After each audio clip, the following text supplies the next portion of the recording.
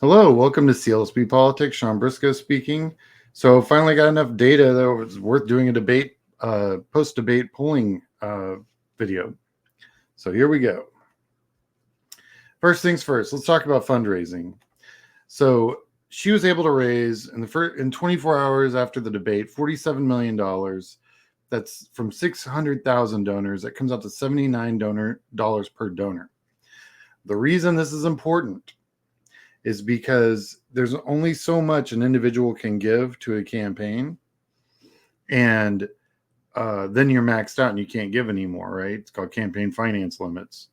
So at $79, as an average of $79 per donor, Kamala can go back to these people 2 weeks from now, 4 weeks from now, and do the same thing all over again. It's called going back to the well. And it's what Obama did. It's how he was able to raise so much money. We just had a freaking million donors, millions of donors. So Kamala's in that same place now where she's got all this huge universe of donors, all given like 25, 50 bucks, 25, 50 bucks. And it doesn't sound like a lot unless there's 600,000 of them doing it. And then all of a sudden, 25 times 600,000, is quarter, $25 million. I mean, it's nuts, but that's how the math works. And this is great news for the campaign.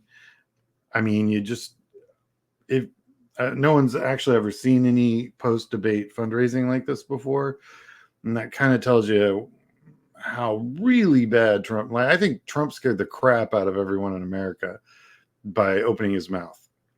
So, real quick, speaking of fundraisers, if you like and subscribe, that'd be great. Also, I'm trying to upgrade a bunch of stuff, internet and my computer and a few other things, so I can do this show a little bit better.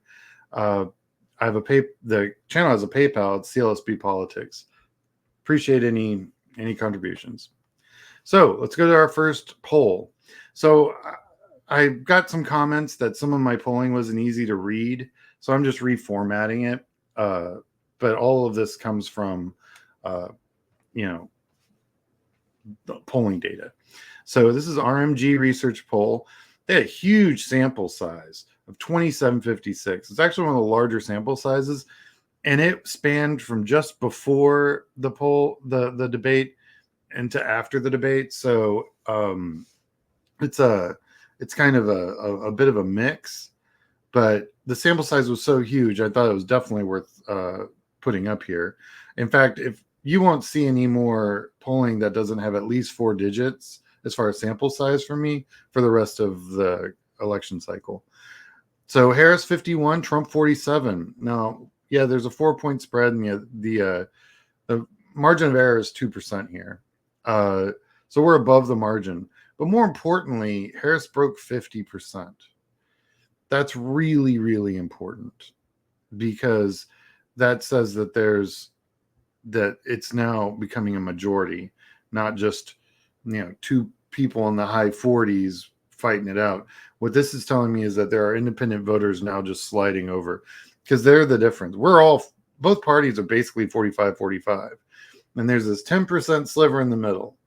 And so when you start seeing one of those different campaigns break 50, that means that you've got independents, the majority of the independents, starting to slide over. It's great news. So Ipsos put out some polling. This was good, and it's all post-election. Sample size 1690. The spread is Harris +4, which is great. They, I think, also had the other candidates that are on the ballot participating in this one. That's why it's a smaller number, but still +4. It's a great poll. They did a second one, which I think didn't have those other candidates in it. And again, we got a +5 out of this one. 1405 solid sample size. It's all post-election. I think Harris got a solid bump out of that debate. Redfield and Wilton put out a poll on the 12th. It was just that day, which is why I'm putting in here. And the sample size is almost 2,000. And they got a +2 Harris, which is within the margin of error.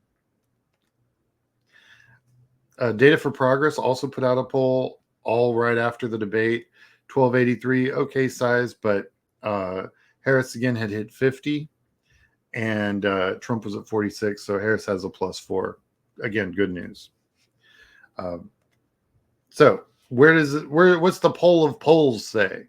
What the poll of polls is basically, it's all the polls weighted by size and how they did it and all that jazz, and they weight each poll appropriately, and they have a running thing. So the best Harris has ever been was 3.1, and that was a few weeks ago. She's at 2.8 now.